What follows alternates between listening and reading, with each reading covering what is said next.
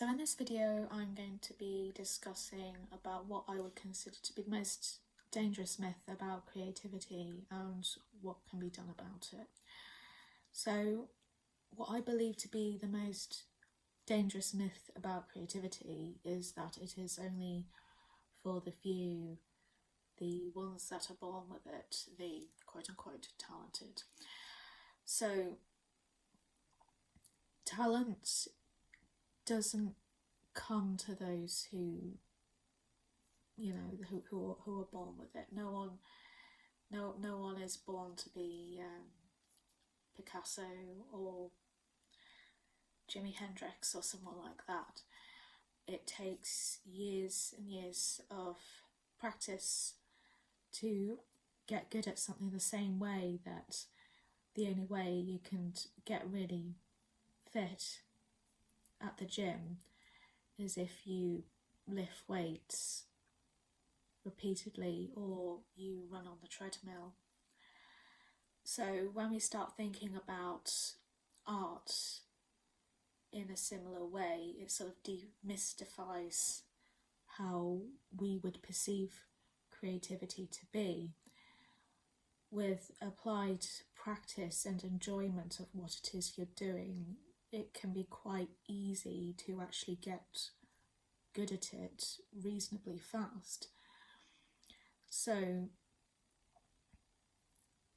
the idea that most people aren't creative and that creativity is for the few is a lie, basically. What tends to happen, at least from what I've observed throughout life so far, is that the people who tend to be quote-unquote talented at their craft are the ones that don't really stop. So, for example, I was like the arty kid in school. I was drawing a lot, drawing in my notebooks, getting told off by teachers about drawing in my notebooks and my sketchbooks, but it would be the thing that would make me happy. So I would do it quite often, and even though there have been years and years where I've not really drawn anything or painted, I would be able to dip my toes back in and basically pick up where I left off. So a lot of people don't do that. A lot of people will just give it up at some point in their teens or maybe in their 20s. But creativity is innate in all of us. If you think back to when you were a kid, you may have done finger painting, you might have made mud pies in the garden or sandcastles down at the beach. You might have built towers out of Legos, dressed up as superheroes pretending to save the world. You did all sorts of things.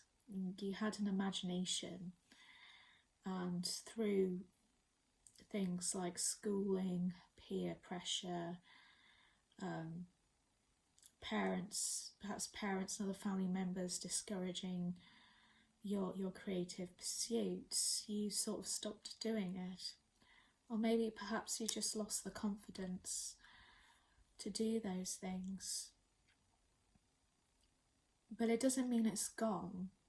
It just means that it's there, it's latent. You don't lose that creative spark completely, because we are all creative in one aspect or another.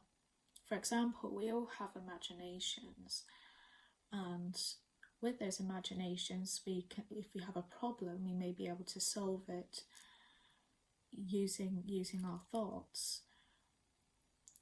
But then at the same time, you can, if you're anxious, those thoughts can turn against you, and you then create these mental movies where the absolute worst thing can happen whilst you're in the shower or something.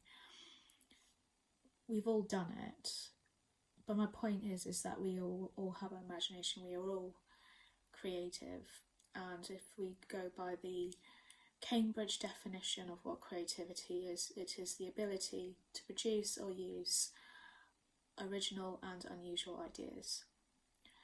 So I think we need to get out of this idea that creativity is only things like writing or if it's drawing. It can be so much more than that. It can be public speaking, it could be coaching, it could be inventing something. There's so many different ways that creativity can be manifested. And it is, like I said before, it is innate in all of us. We were all kids once and we all did creative things because our imaginations were so much more active then. And if you're creative, then you're able to tap back into that, and you can have fun with it, you can play with it. And creativity should always be about play. You should be getting some sort of enjoyment about what it is you're doing. If you're not enjoying it in any capacity, then it's probably the wrong thing for you to be pursuing, and that you should probably pursue something else, which is absolutely fine. For example, I do visual arts mostly, and whilst I've tried my hand at a few other things, I always find myself drawn back to painting or drawing. But that's just me. Some people may prefer dancing or acting. We're all different, and another reason why I say we're all creative is that we all have our unique voice, and we can express that creative voice in so many different ways. So if you're wanting to get back into some creative pursuit but you're not sure where to start, just pick something that appeals to you, like, oh, I like the sound of going to an acting class, or trying a dance routine at home. My advice to you would be to go into a room where you're not going to be distracted. Put your phone away, TV off, and you do that creative thing that you want to do for approximately 10 minutes. You don't need a specific timer, you just need to spend at least a few minutes by yourself in a room. Not worrying too much about the end product. So, for example, if you like the idea of writing, perhaps you could spend about 10 minutes free writing. Or if you draw, then maybe 10 minutes doodling in a sketchbook. Or 10 minutes doing improv in your room. It doesn't matter if it sounds silly. The point is that you're dipping your toe back into the creative act, and it doesn't really, you do it like nobody's watching. Because I think sometimes, like when we're adults, we get this idea that creativity has to be this performative thing. Like we have to show it to an audience, we have to put it on social media, it has to be on a stage or in front of other people. Absolutely not.